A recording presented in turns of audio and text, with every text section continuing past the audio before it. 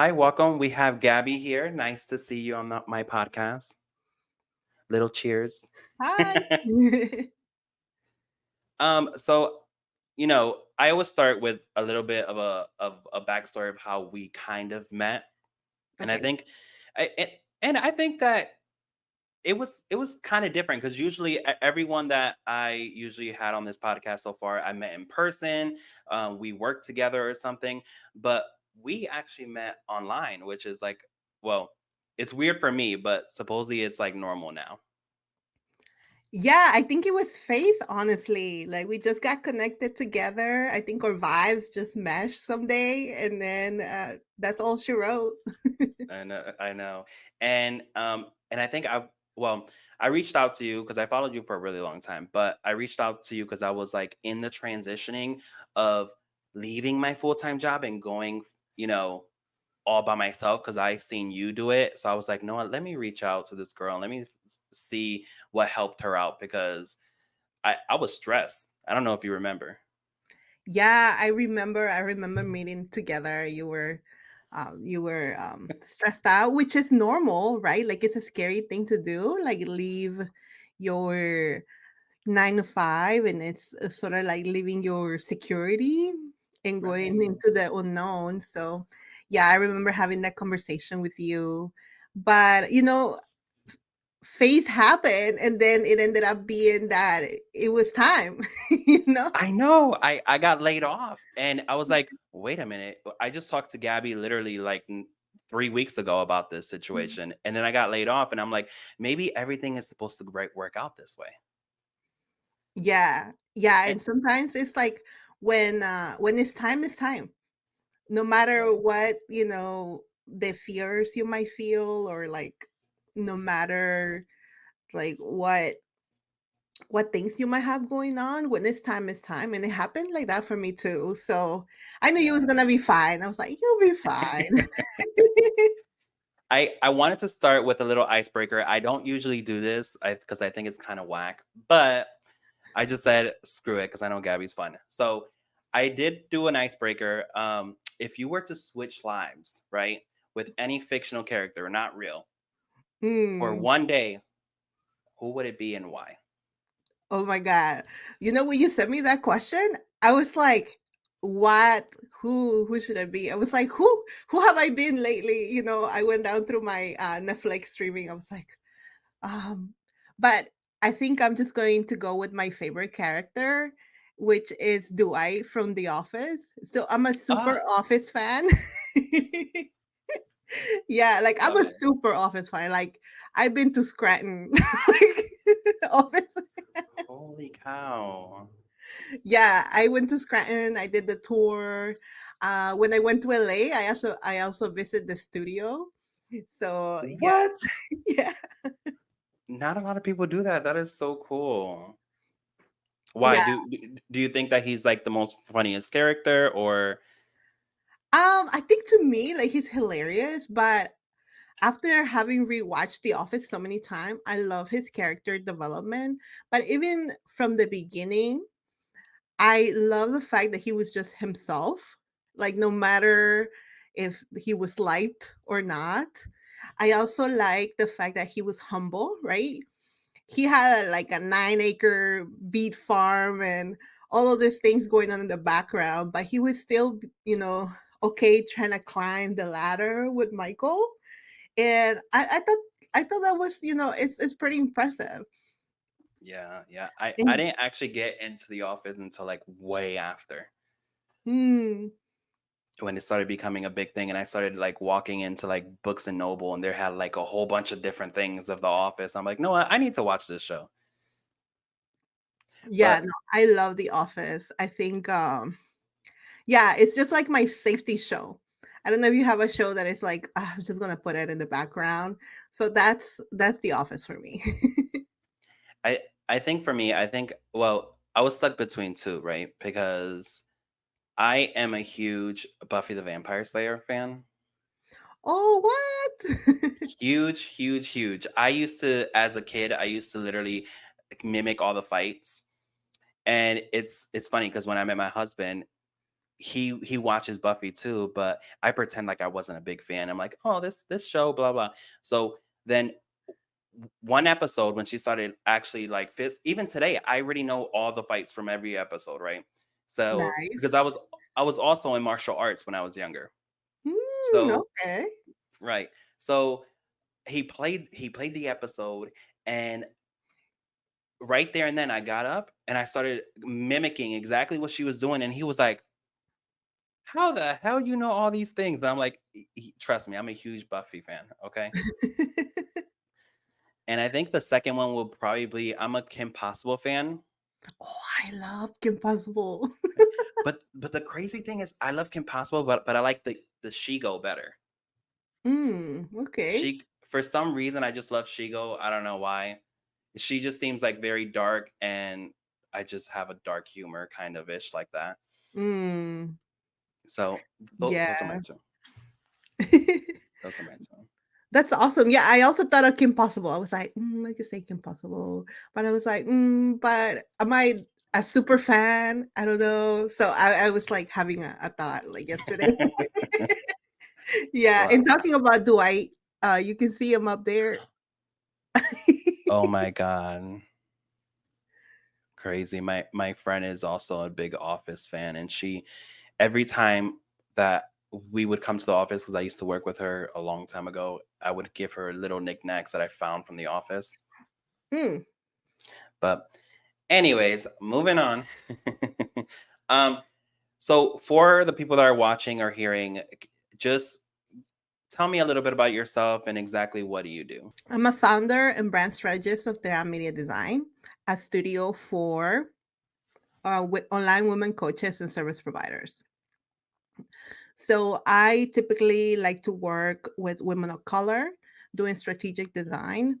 We typically don't go based off trends. We have a more of like a timeless and classic approach when it comes to design. But we also like to first build out foundations. So that's why brand strategy is so important to us. Right. So yeah, that's like the overall um, umbrella of what I do. Do now you also do I'm guessing the whole branding with logos, colors, but you also do websites as well, right? Yes, I also do websites. I develop in Shopify and also WordPress. Not, and know what's so crazy? Those two, for me, I feel like those two are the most difficult ones. Only because there's much more back end. It isn't like somewhere where I usually work on Wix because it's an easy, thing for me. But I always think of people that work on, WordPress or Shopify are actually really good designers because like I said, it's very well, WordPress has more, stuff that you can do with it. I always feel like Shopify has its limitations at times. So you need to know more back end stuff. Does that make sense? Yeah, yeah, definitely it takes a little bit to learn, but I think I just been so lucky to have clients that have been very, especially like in my learning phase like a few years ago, clients that have been very understanding. Um I always like to be very honest, right? Like I was like, I haven't built in Shopify, but I can try. And I started off with a sales page. I was like, okay, it's just this one page. We're gonna make it work. And it worked out. It worked out in the way that it was one of like the most loved pages that I did that year. So See, that's awesome. And I think that honesty is very important. Because that right there that client could have been like, no, I'm not interested because you're not an expert. But, you know, it it's a blessing and a curse at the same time because you're like, I am a website designer, but I'm sure I could figure it out, right? Even if it's a platform that I don't know, I'll figure it out. yeah, and I feel like I'm that type of person. Like I like to figure things out. And yeah, I think my love for WordPress has made me become that person because Mm, WordPress, like every year it changes. Like there is something that gets added. I've been developing in WordPress since 2012, so it's been a while wow. since since things I think how things have progressed and had to learn different ways of doing things. doing things in the back end, right? Like I done work with where it's just me on the phone with the hosting company, like trying to figure out something in the back end. So I feel like that sort of let me not be fearful. It was like, okay, let me try it. Like, how, because I've been through the worst with WordPress. I'm like, how bad can it be? Like, it'll break. Okay, it'll break, you know? Right. Everything is fixable, right? Yeah. I like I said, the last place that I worked at was a digital marketing agency, and the first thing they would always teach us is just tell the client that we're experts at everything, and we'll always figure it out later. And I, sometimes I thought it was bad because I'm like, okay, we're just straight up lying to the person now. But sometimes I mean it's good because technically speaking, we still got the work done. We still figured it Yeah. out. Yeah. But I think that honesty is extremely important. Yeah. I think to me, like it's part of my practice. Like if I don't know something, I like to bring it up like in the studio. Like straight away. If they ask me, I was like, no, I haven't done that. But if you're doing your branding with me, let me take a look at the back end, see I can if I can figure it out. Like I don't go for like a straight no. Like let me look into it, see if we could do it. Then if not, like maybe I can refer you to somebody that can do it and then follow, your brand guidelines and whatnot. I feel like when you're a solopreneur, you have that luxury of being one on one and having that honesty. And it has worked out for me in the way that um, I get clients that are long lasting, right? Because we build that relationship. It's not like, oh, I come in as a corporate head and be like this and this and this, and then I try to like walk around some things with jargon. Because I feel Right. like that's how things used to be a lot. Where when I did work as a designer, like for like big corporations, so I wanted to do I wanted to be different. Like when it came into my own, I was like, I want this to be different. I wanted this to be a one-on-one relationship. And I Mhm. think, yeah, honestly, it's like a big part of that. And I'm sure you feel it too, right? Like when you work one-on-one, you're like, Yeah, I love working with clients that are like here in my area because I'm like, "Ooh, I could go over there, I could take pictures, I could do all this stuff," and it's so much fun. But anyways, um, when you started your entrepreneurship, how did you start your business? What inspired you to actually become a brand designer? mm, I feel like that was such a beautiful question. So officially, I started my branding studio in 2022. But before that, I had been freelancing and I had sort of like a marketing, like a design marketing agency way back in 2012. So I did that for 2 years and I burnt out.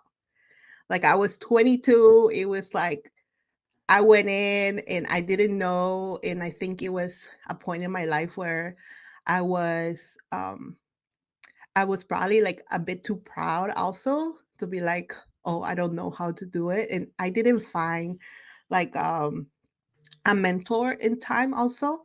I remember being young and that was like a turn off for a lot of people, at least in my area, like business owners. They were like, really? Like you seem too young to be doing that. So I felt like I went through a lot of like distrust. And then when I did find clients, I didn't know how to charge. So things was like, Right. yeah. So I burnt out because I focused on volume back then. And then it came into a way that I burnt out and I went back to school. So I did that business with my associates, and then I went back to school for my bachelor's. And throughout there, I worked with Bank of America. Then while I was in school, right, I worked with Bank of America. I also worked with Honda, and then I got hired by the university because I also did like an internship with them.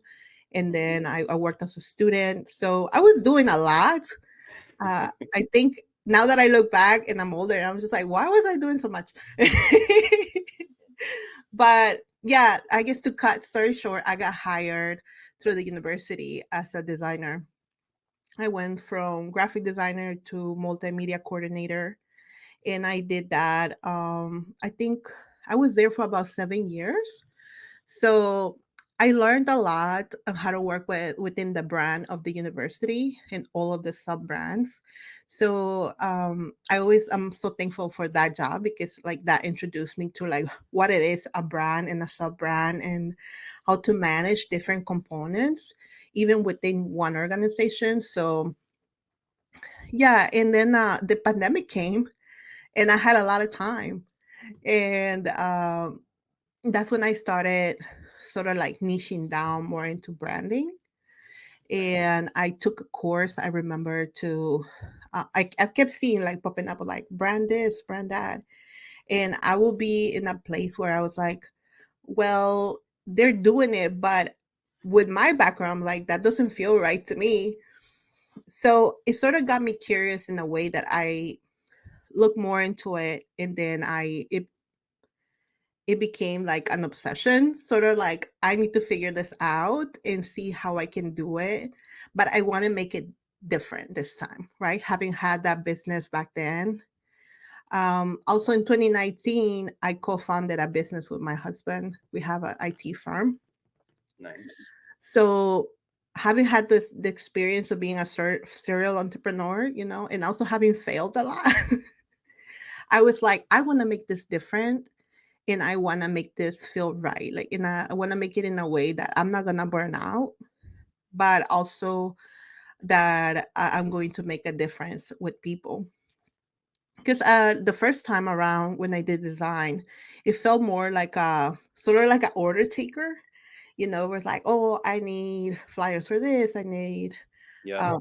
business cards for this, and I need it by tomorrow, and like all of those like smaller projects. And I feel now with the branding, I am able to develop something from the ground up. And I love, love, love that part of my now job. Yeah. Yeah. So, long story short, TMD, the studio started in 2022, but I had done previous businesses before. See, that's awesome. Like, when exactly did you think that you needed a mentor? Because you mentioned a mentor. Yes. So that was when I was starting up. I went through coaching, and my first coaching experience wasn't that great, honestly, Hmm. but it got me like it wet my feet enough to be like, "Oh, okay, I know what I need help on." And this time I was like, I don't care if I seem like I don't know what I'm doing, or like I'm going to ask for help, or I'm going to clarify on this, or like even rework this. Like I remember being in a session and it was like a pre-recorded session and I was like, "You know what? I'm not understanding this like very much, but it's okay. I'm going to watch it like 3 times and I'll get it." I tried the same thing. I think almost around 2020, it was when I officially started my business, but I was still working, while doing my business, doing some side work. And like you said, at first it started to become like a almost like an order where someone gives you something, you do it and it's done. It wasn't like any strategy to it when I was doing it. It was just like, you tell me what you need, I'll do it. And I think that's where a lot of entrepreneurs start, especially in the brand strategy field. Mhm. um, where it's almost like, I just take orders from you. You tell me what you want, and I'll give it to you.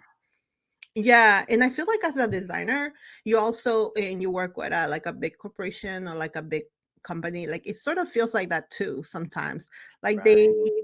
um they don't include you always in the big meetings that you should be on to understand what you're designing. So that was also part of what I wanted to make a difference when I started the studio, especially as a woman of color. I having those experiences or working like a predominantly white institution, I Hmm. saw the need that it was like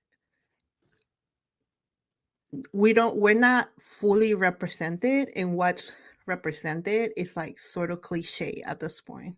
Like they grab one thing and they're like, but it's like very surface level. No, no, it's so So crazy. I had this conversation with another entrepreneur, and I we were talking about it and we were like, you know what's so crazy?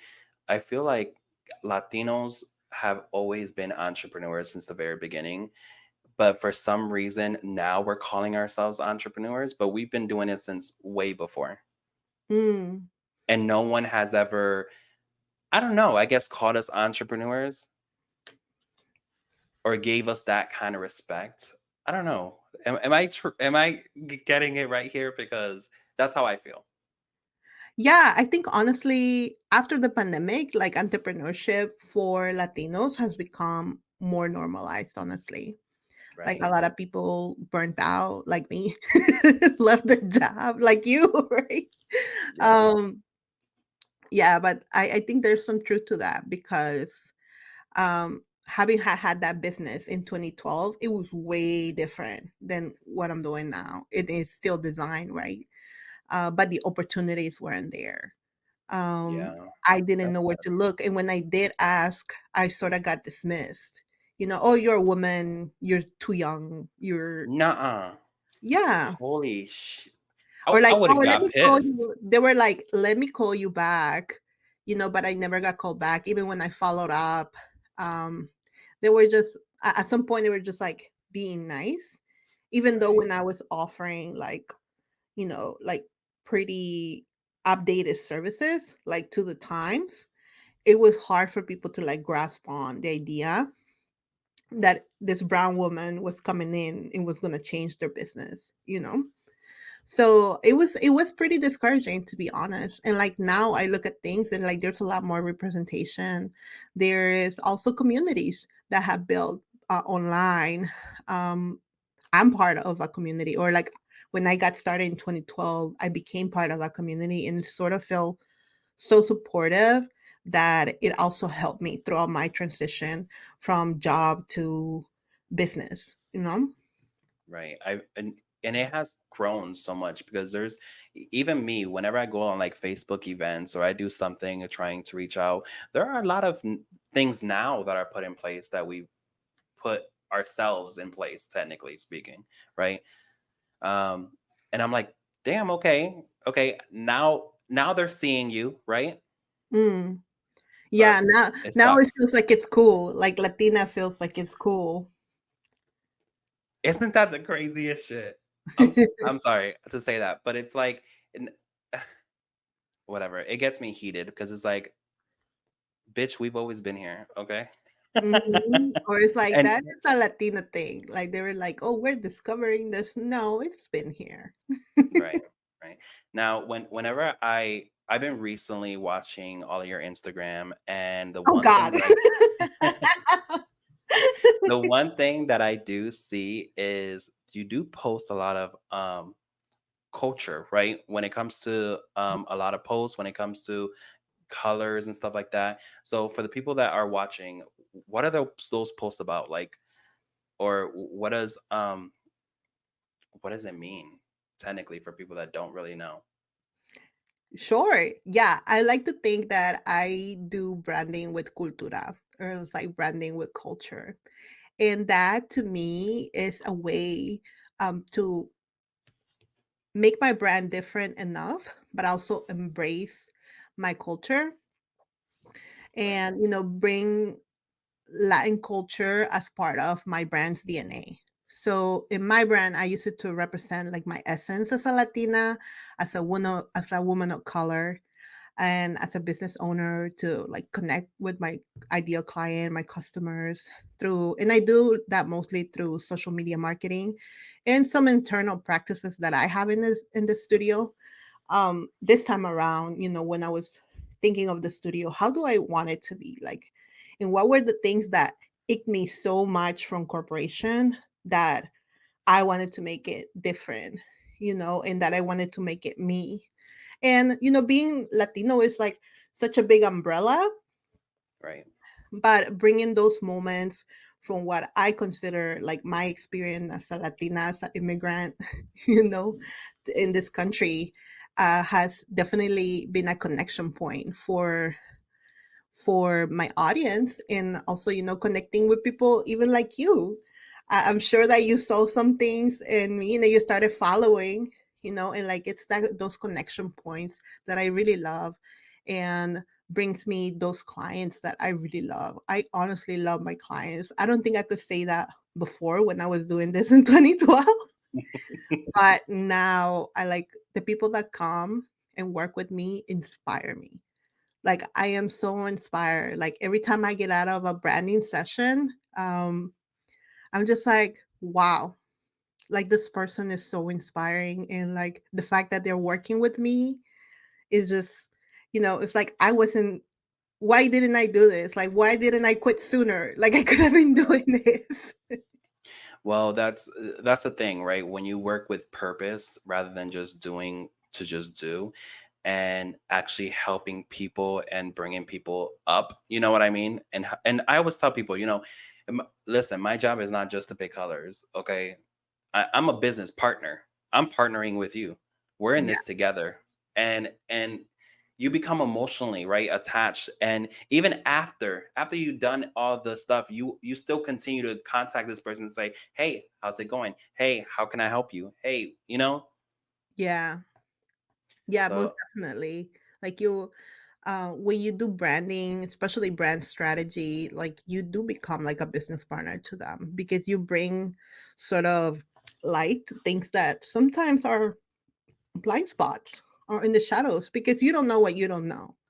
And when they work like somebody like you or like me, then they show them like how to build things the right way from the ground up. That is going to be more than just, oh, I like this graphic today, but maybe next week it won't be right. But right. you're able to build something that's going to last, something that's timeless, and also something that is very authentic to their core, making that business different. I think that's why it's such a good idea, even as graphic designers, brand strategists, however you want to call yourself. Um, that it's extremely important to also get a mentor for yourself because we have blind spots, right? We have our clients back, but sometimes we forget about our own blind spots. Yeah, absolutely. Like I can say that I invested in some good mentorship. Um and it hasn't just been once, and I'm still open to it. Like I'm open to investing into more things because as you grow, not just as a designer but as a person, as a business owner, you'll start understanding like, hey, maybe I'm not so good at this, but I can learn, or I can get somebody to help me out. If I need to hire, how can I do that? Or like if I need to learn more about tax strategy as a business owner, I went to art school. Like they didn't teach me about tax strategy. And I feel like before I probably used it even with my mom. Like she'll be asking me random math questions. I'd be like, Mom, I went to art school. Like, don't. You see, and I'm the opposite. I went to finance school. I guess you could say Mm. finance, but accounting, and I got a degree in accounting. So now everyone asks me how much this plus this, and I'm like, oh Jesus. Yeah, but as a business owner, I feel like you grow. Like now, I'm not afraid of it. Like I will have a meeting about tax strategy because I need it for my businesses. Like I need that. I need to know what it is. I need to know what I need to do right. And I also need to know like if I need to fix something, I will. But that comes with personal growth as a business owner, um, and also letting go of that, like, oh, I can do it all by myself, which I feel like Latinos have a lot, but and I think it's part of the culture. Collectively, I feel like Latinos go through so much in this country that it gets to a point where, like, no, I'll do it on my own. I do it. Like it's a cultural thing. But once you start that growth as a person and you're open to things, like open to meeting new people, open to improving your business, I feel like that changes. It's a different mindset. And the crazy thing is, no, that's crazy to think about because it's like, as a culture, we love to get together. We love family. We love all this stuff. But then when it's time to get help, we don't be asking for help. Yeah. I'm just like, okay.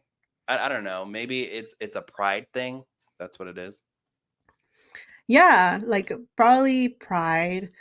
I mean, I think that's part also of the culture. Like I think we have a lot of pride in our culture. Right. Um but those are things that I think with time they're also changing. Also, I think it also has to do with representation. Like now people might be more open to ask because they see someone like them doing it. And I know I've been in places where I've been so stuck on something because I haven't seen nobody like me doing it. So it feels more scary. And when I was telling you about the group that I found like right before when I was transitioning, well, it's not a group anymore, but like we're friends now, like we're a group of friends. And honestly, I flew to LA. I went twice, like throughout my transition. One to see, like to meet them, and the second time was when I was ready to leave my job. Like I was like, I Mhm. need to get out of here, and I need to see if this is even possible for me, or am I just being crazy? Like, and when I went, I feel like all my fears went away because I saw people just like me doing it, doing the thing, being great at it, thriving in it. And I was like, this is possible. You know what? I shouldn't be afraid because this is possible. And the fact that I'm in this community where I can even ask questions and not feel like I look dumb or like not having somebody from a background like mine understand it, because it's different. Like if you come from privilege to doing business, you know, you have certain advantage. But if you come from, gente humilde, like you come from people who haven't done the thing, or like they've done it so different, you find yourself in a spot where just like, am I leaving the security? Like I worked so hard for it, right? Like for the security, you go to school, you climb up, you do all these things, and then like when you start a business or you go full time in something, it's hard. So having seen that, like it actually inspired me enough to, you know what, I have to do it. Right, right. And I feel like there's going off topic a little bit. But I kind of feel like there's also a difference because depending again, like you said, it's culture, right? Where like for me and my family, I feel like Puerto Ricans are just out there and oh, I'm gonna take over because I feel like I've been able to do what I want, but maybe it's because of that privilege that you're talking about. Because again, we're Mm, born in the United States, right? We're automatically citizens. And maybe that's why Puerto Ricans are more like, I'm here. It is what it is. Deal with it." So I mm. don't know. Yeah, I love that you bring that up because it's true. There is a difference in a little bit more privilege, right? And that's okay. Like it doesn't make you a bad person Right. or nothing like that, but it just makes the experience different. Even within Latinos, right? I was undocumented for a long time ago, and that also played a big part of my, my Decision. development, my upbringing, how many opportunities I had, right? Like how hard I had to work. Right. I remember, I don't think I told nobody this online, so I remember graduating high school and I had a boyfriend, and one day I was crying because I had gotten AP credits, and I I couldn't get I couldn't go to school because financially it seemed like a big thing. And I remember telling him crying. I was like, I want to go to school. Like, I want to finish up, but it just seems so hard right now. So I was crying. And he told me to just give it up. Si no se puede, no se puede. I remember that like hit me so hard because I have worked also in high school. I have worked so hard. Like I had a partial scholarship that I couldn't use at that college because I didn't have a social security number. And that time, DACA wasn't a thing either. So I remember like being crushed. And then this boyfriend tells me this. Luckily, I broke up with him not too long after that. I was like I was like, "Yeah, that's not gonna work out." And, it worked out in a way that I was able to attend community college, and they did take my credits. And I was like, "Okay, so I already if I stay here, I have these credits, I start off from somewhere, and I'm gonna work, and I'm gonna work hard, and I'm gonna do it."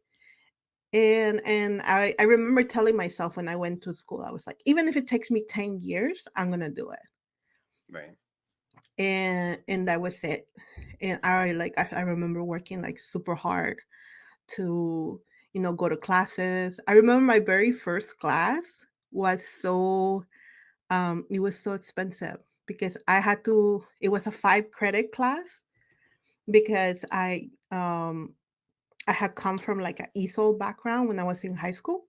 I came here when I was 13, so I still had that ESOL background. So they wanted to do like remediate English or something in college. So it was like Mhm. a 5 credit class, paying out of state with no help. Jesus.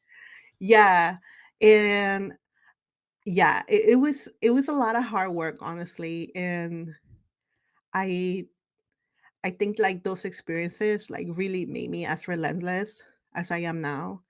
And like when I think of that boyfriend, I'm just like I see him when I'm like when something rough is going and I remember I was like, you told me I couldn't do it. And like I'm here, I like 2 degrees and like halfway my master's. Like, what are you doing with your life? Like, you know? You just have to give him the most shittiest job you could think of. So it makes it's be like, "See what I done?" But that's one of the things that, my mother put in our heads early on. She's like, "Listen, you're lucky that we're Puerto Rican and we're here in the United States. So our job, I'm so sorry to say, is to help out other Latinos and make sure that we help each other out, we grow each other, and that's how I've always thought of it. Um, Now growing up, it's just a hot mess. But anyways, when it comes to like branding positioning, right? Yeah. And thank you for sharing your story because I do really appreciate it. When it comes to the positioning of branding, what are some effective strategies that people can do to actually stand out from their competitors? I love that question. Like, I got so passionate when I was like, oh, thinking of that question. I think embracing what makes you unique as a brand, as a founder, right? Like, especially if you're a small business, what you stand for, your values, what you believe in, it can set you apart in the best way and bring your people, right? Not just like that everyone or like, because you're not for everyone. Like, every business is not for everybody, so Right, in learning also to be okay with that. Like I'm not for everyone and I'm okay with that. And let me make business with the ones I'm good for. Um Also connecting with people's values, right? And what makes them feel and being clear, right? Like what are your values and what are my ideal clients' values? You have to picture somebody who is going to represent that, and it's like are we in alignment? I think that helps you set a company apart, and then taking a look at the overall market, like doing your research, seeing what other people are doing and like see how you can make it different. right, you know it's all a mix of your market, like how where you want to be, your vision, your business goals, and who you want to help. Like that, coming back to that ideal person. Because if you're not clear on those things, it's like throwing spaghetti at the wall. Like you're gonna burn out. And sometimes not in the best way. You might go into a lot of debt, and you still don't know, right?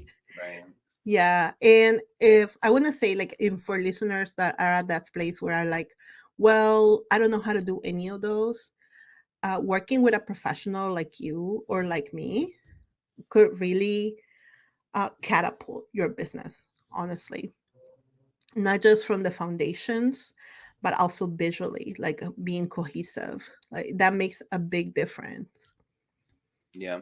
The when you said in regards to I guess I want to say that when I first started, the first couple years, I didn't know what the hell I was doing. I was just looking on Instagram, seeing what everyone else was doing. I'm like, well, they must be right. I was even looking at people's prices and just saying, oh, picking a number and just going with that. But I think that when I hired a mentor, and I literally spent like, I think like 2 months sitting down without posting at all, and sitting down and actually be like, okay, who's my ideal client? Who do I want to work with? Who do I not want to work with? Stuff like that. So I just want to let people know that it's okay to take a month break or 2 weeks break, because once you start figuring that stuff out, trust me, you're going to soar once you start doing the foundation. Yeah, exactly. Like getting clear and being honest, not just with yourself, but also like where your business is headed, right? That's a big part of starting a business and even rebranding a business. You know, when once you get to that stage of rebranding, then it's a different, if it's sort of like a different challenge, because you already built a lot, but maybe your services have changed, you have changed, like you no longer want to do that, or you want to Right. improve whatever you're doing, you know. So that's another point in business where you need this work again, right? Like taking a look at your values, taking a look at your foundations. Wow. Is there any final piece of advice or insight you would like to share with everyone? um wow, I feel like we covered so much. I know, I know. I think final piece of advice will be to ask for help. Like, be okay to ask for help, um, to someone. If you see somebody who you connect with, like, don't feel like it's wrong to do that. You know, especially if you're at the starting stage, or if you're like a pivotal stage where you need to either make a change, or is like if nothing changes, nothing changes. So being okay to ask for help, I think that would be like my final advice. Yeah, I mean, it's good advice. I mean, there's so much that I've learned, just reaching out to even you or like anyone in the community, and not everyone's gonna charge you. Okay, now if it's a huge project, probably, but like just quick advice. Hey, I need some help. Do you have like 30 minutes to jump on a Zoom call? There's so many people that would do that. Yeah, yeah, exactly. And that's a way to connect with others too. You know, they might not, it might be one day, it might be like, oh, I need help with this. But then the next time it'll be like Rob, now he has me on his podcast, right? Right, Just from right. that one call. And we don't even know each other real person. I'd love to one day when I go to Florida. I know everyone wants to come to Florida, so I'm like, okay, so whenever people come to Florida, let me know and I'll plan a whole day with us, a whole week, Oh, week. 3 weeks, 6 months. Oh my god.